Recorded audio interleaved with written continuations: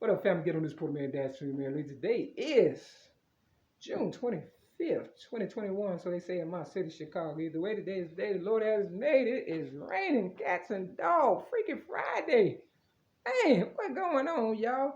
It's supposed to be Gay Pride Month also, the last Sunday of the month, but it's supposed to rain that day. So they say they're going to switch Gay Pride to October the 3rd of this year, 2021, so they say. You understand what I'm saying? Now, October the 3rd is the same day that Oprah Winfrey was in the Chicago Sun-Times newspaper back in 2013, and this guy by the name of, a reporter by the name of Neil Steinberg, I think it was, and stuff, talked about her like a dog. I swear to God, I got that newspaper when I was in Uptown in my city, Chicago.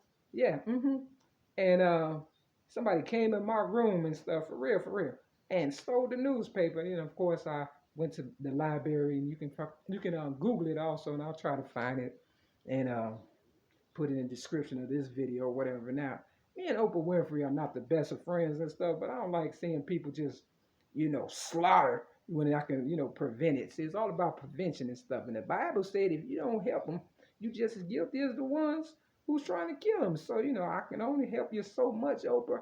You understand? There's a lady by the name of Pharrell Winfrey, and she's a white lady, and she talk about white privileges and, how white people have, done us wrong things of that nature. I'll put that in the description of this video also, and that I'll call Don't Shit on Me and Say It's Raining. I don't know. I'll figure out before it's over. But I got this thing, that I've learned, understand, my higher power blessed me with learning how to play pool. Because back in the day, I had a so-called friend by the name of Pilar Harris, and she could play basketball. You understand what I'm saying? And I couldn't play basketball as well as her, and she would just make me cry on the court. And I felt like she was, taking advantage of me not knowing. So my higher power told me to go, and learn how to play pool and stuff. So I call myself the queen of the break when it comes to pool. So I'm gonna play a game of pool with all the pool players out there. I got my ass whooped. This true story. And this with this guy, he was in a wheelchair or whatever, but I was betting back then. And he got me for $60, and I was like, I ain't gonna be betting no more. You understand what I'm saying? Because they try to find all kind of ways to get it in your pocket and stuff. You understand what I'm saying? And when they can't screw you, they'll find a way to sue you. And if you're too cool for them, they'll just railroad you and kill you and stuff. It's the truth. I hate to be so blunt, but Mary Mack and Myers, we woke now, so stay the fuck up and don't go back to sleep, because when you do, that's when they gonna get you. Like motherfucking Freddy Krueger, Nightmare on Elm Street. Anyway. This is the part of Nightmare on Elm Street. I have to say this. Remember the dream Freddy Krueger, and whatever they did in their dreams or were, they was able to do for real. But if they died, they died. I'll try to find that movie. That Freddy Krueger, I think he did like 3 or 4. I can't remember. But anyway, yeah, that was a good one and stuff. These movies are real. You gotta stay focused. So, I'm going to play a game of pool. You understand what I'm saying? Because I ain't doing nothing else at my building, 6210 South Kimbark Avenue, Chicago, Illinois, 60637, apartment 308.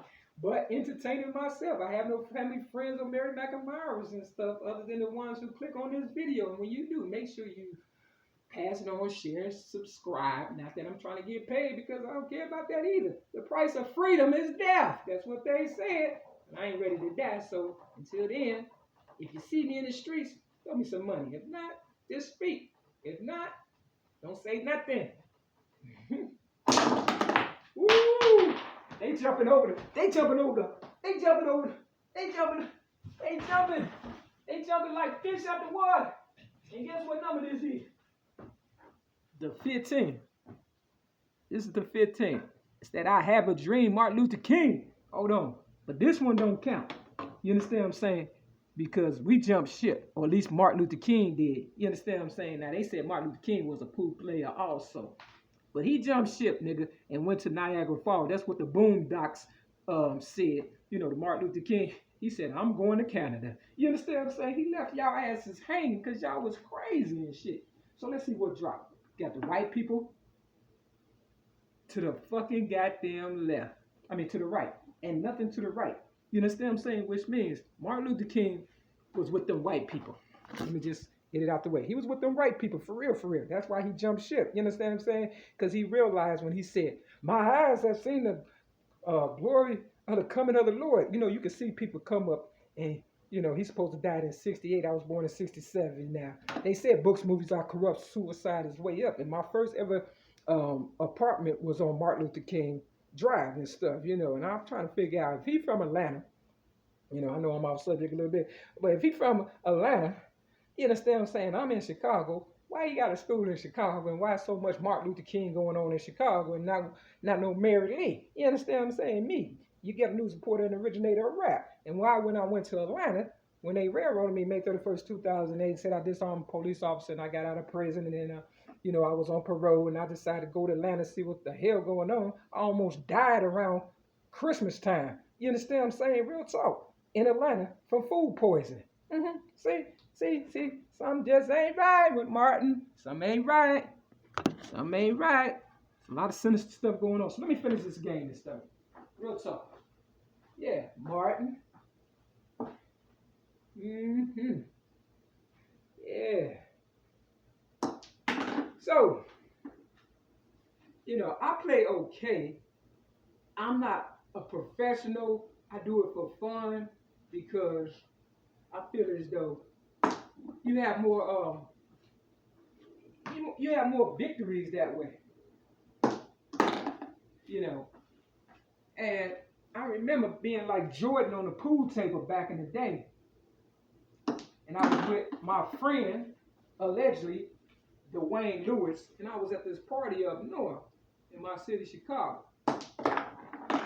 And, you know, I was playing pool and I was winning for about a couple of hours. I put $1 in the table and I stayed on the table. You understand what I'm saying? Until this white girl, you know, wanted to play. She was watching me all along, kind of like the elders and stuff. They be watching the young people and they know the game better than us. And the white girl was off to the side. I didn't realize she was studying my moves. You understand what I'm saying? And she thought, well, yeah, I could beat her. So she put her money up. And she lost. And I extended my hand for her to shake it. And she pushed me. And I whooped her ass again. But this time, you know what I'm saying? With my hands. And because security couldn't take the fact that I was whooping that white girl ass, they kicked me out the motherfucking goddamn party. They claimed they had kicked her out too. Well, I come to find out they lied. Because people came back and told me that she was still in there partying. If they can't beat you, they gonna cheat you. If they don't treat you right, what makes you think they gonna teach you right? So everything I learned on my own. And because my higher power has gifted me with that, I don't really have a shot. So sometimes you gotta do a little charitable work. You understand what I'm saying?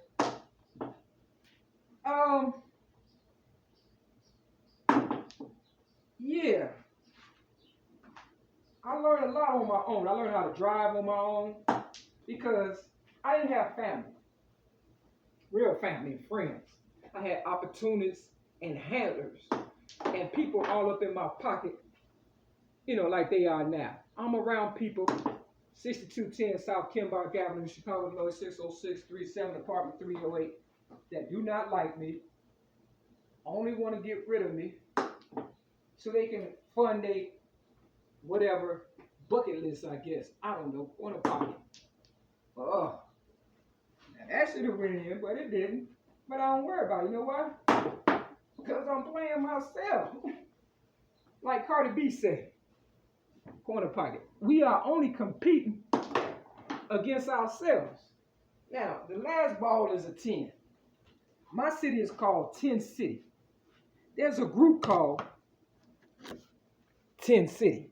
You understand? They got a song called Devotion. You understand what I'm saying? It's a house music song I'll put in the description of this video also. And the reason why it's called 10 City, because my every move is a calculated step. When I was with my foster parents, the Redmonds, you know, I liked candy when I was younger and stuff. You know, my teeth is fucked up, I ain't gonna lie. And, you know, I snuck in my foster mother, Betty Jean Redmond purse, pocketbook they used to call it back in the day. And I was trying to get $1, because back in the day, you can get 100 pieces of candy for $1, right? And I ended up getting a $100 bill.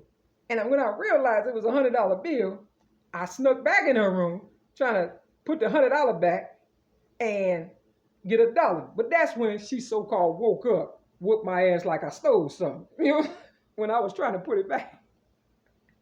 But with the $10 come in there, I said, but damn, if I got my ass whooped for $1, you know what I'm saying? I'm going for 10 this time, right? And so, you know, when you're a child, you just do silly stuff. You don't know why, but it works out in the end, right? Just listen. So I went and stole, you know, $10, and we was on our way, you know, the family, me, Betty Jean Redmond, my foster sister, Kimberly Redmond, and my foster father, Leon Baker Redmond. You understand what I'm saying? And we was on our way to the store or something and stuff. And the $10 that I stole, I dropped it on the ground. Now I'm about maybe 10 years old, 9 or 10 or something like that. And I dropped it on the ground and I said, ooh, look what I found. Now, you know, we doing kid stuff. But when I got older, I threw that $10 back. You understand what I'm saying? Never bite off more than you could chew. So the 10 is left. You understand what I'm saying? For a reason. And my city is called 10 City for a reason. You understand what I'm saying? Because all we do is win, win, win, win, win. Hold on. That was supposed to go in. Hold on. But, you know, I wasn't doing no bragging, you know, when I was whooping the white girl ass or whatever. You understand what I'm saying?